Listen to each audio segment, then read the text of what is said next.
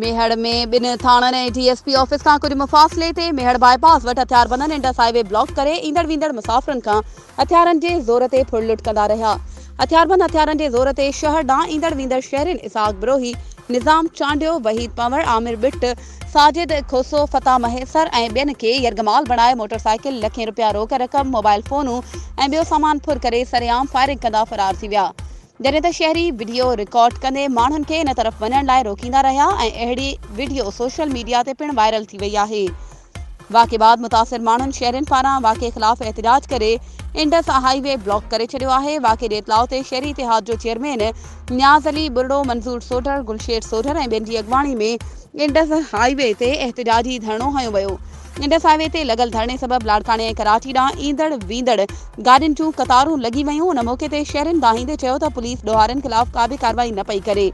ॾोहारनि ख़िलाफ़ कार्रवाई करे अमन अमान बहाल कयो वञे। वधीक ख़बरुनि ऐं अपडेट्स जे लाइ असांजे चैनल खे सब्सक्राइब कयो ऐं हा, बेल आइकन खे प्रेस करणु न विसारिजो त जीअं असांजी हर नई अचण वारी वीडियो तव्हां ताईं पहुची